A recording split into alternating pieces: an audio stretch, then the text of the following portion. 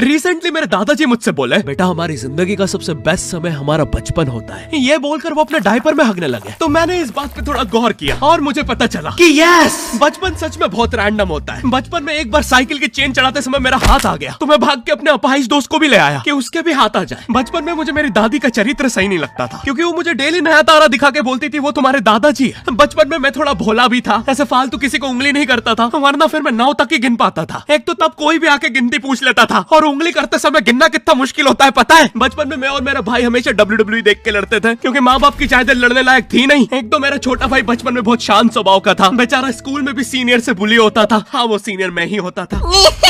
एक बार मुझसे बोलता, भैया डॉक्टर बनना मेरा सपना है। तो मैंने उसे नीट की बुक्स ला दी, तो अब वो उसका पूरा सपना बन गया। अब वो डॉक्टर गेम में भी बीमारी बनता है, और बवासीर पीछे होती है। चिंटू बुक्स नहीं पढ़ रहा है तू? एक बार बेचारा बिस्तर पे गिर के रोने लग गया, तो सब बोलने लग गए कुछ नहीं हुआ, चींटी मर गई, चींटी मर गई। मैं यहाँ सोच रहा हूँ फिर अभी तक हम चींटियों वाले बिस्तर पे क्यों सो रहे थे? हाँ, घर में सबकी पीठ पे ददोड़े हो रखे हैं। हाँ, ये नहीं गिरता तो हमें तो पता ही नहीं चलता बिस्तर पे चींटियां हैं। हम तो सोए जा रहे हैं चींटियों वाले बिस्तर पे। और स्कूल में जब भी ये छोटे भाई पैंट में हक देते हैं, तो बड़े भाई को क्यों बुलाया जाता है? पता है कितनी घनघोर बेइज्जती होती है पूरी क्लास के सामने, और बुलाते भी इतने सस्पेंस है, वो देख के बड़े भाई का हगना निकल जाता है। ऐसे 2 छोटे बच्चे स्लो मोशन में भाग के आ रहे हैं। हाँ, वो उनकी नॉर्मल स्पीड है। मैं देखता हूँ मेरे भाई को क्राइम सीन से 2 पियून पकड़ के ले जा रहे हैं। उसे ब्राउन रंगे हाथों पकड़ लिया गया। मेरे भाई ने मुझसे जाते जाते कहा, मुझे फंसाया जा रहा है। मुझे पता था इस लेंडे के पीछे की कहानी इतनी सिंपल नहीं हो सकती। कड़ी तहकीकात के बाद मुझे पता चला इस लेंडे के पीछे बड़े बड़े पॉलिटिशियंस, गैंग लीडर्स और माफिया इन्वॉल्व है। मेरा भाई सही कह रहा था, ये उसका लेंडा नहीं है। हैंड्स अप पीटी टीचर, तो वो लेंडा तुम्हारा था। तो तुम्हें पता चल ही गया, तुम मुझे कभी नहीं पकड़ सकते। रुको, भाग गया। जाने दो उसे बेटा, हमने पीटी टीचर के बड़े भाई को बुला लिया है वो लेंडा उठाने।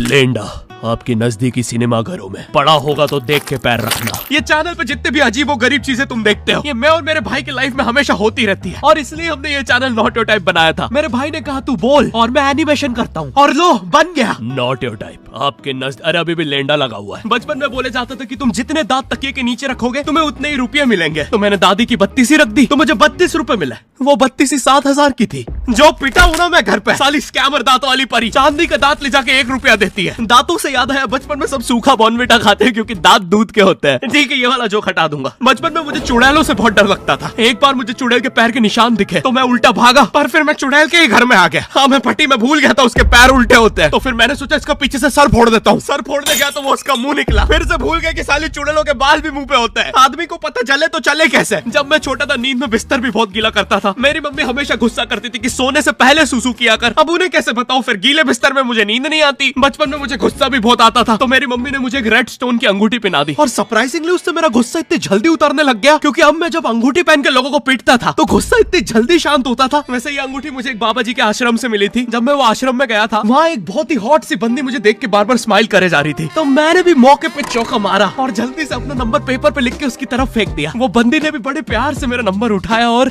खा लिया। अरे भाई, उसको भूत लगे, वो तब से सबको स्माइल दे रही है। हम भी सुबह से नंबर फेंक रहे हैं, अभी तक 2 किलो पेपर खा गई है। हाँ, अब तुम्हें भी ऐसे रैंडम भूतों या स्ट्रेंजर्स पास नंबर ना फेंकना पड़े प्यार के लिए, इसलिए आओ हैपन पे चले। यहाँ तुम्हें मिलते हैं तुम्हारे कॉमन इंटरेस्ट के लोग। मुझे बॉर्नविटा बहुत पसंद है। मुझे भी रोहित। आओ मन बुद्धि हैंडशेक करते हैं। हैपन पे मिलती है आपको उन लोगों की प्रोफाइल्स जिनके साथ आप पाथ क्रॉस करते हैं। यहाँ तुम अपने एरिया के लोगों की प्रोफाइल्स भी देख सकते हो। यही नहीं, जो लोग तुम्हारे फेवरेट स्पॉट पे जा चुके हैं, यहाँ तुम्हें उनकी प्रोफाइल्स भी मिलती है। तो अभी जाकर अपना नेक्स्ट क्रश स्पॉट करो अपने ही मन पसंदीदा स्पॉट पे। तो अभी जाकर डाउनलोड करो, लिंक डिस्क्रिप्शन में। Thank you happen.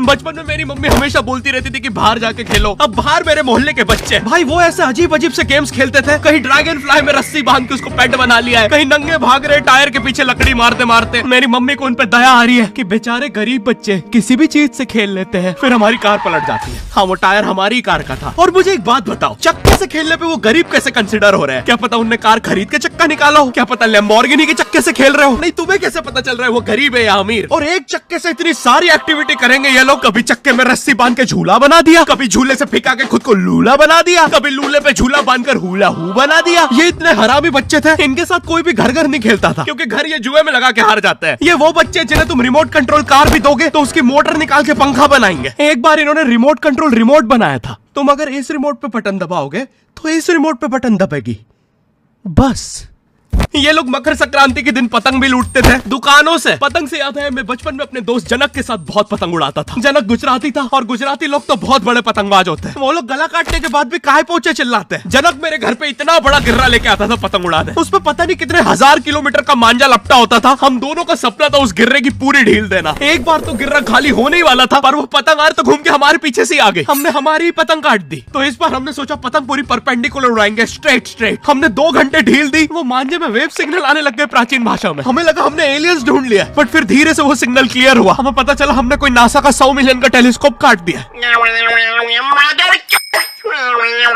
पतंग नीचे ले, टेलीस्कोप काट दिया।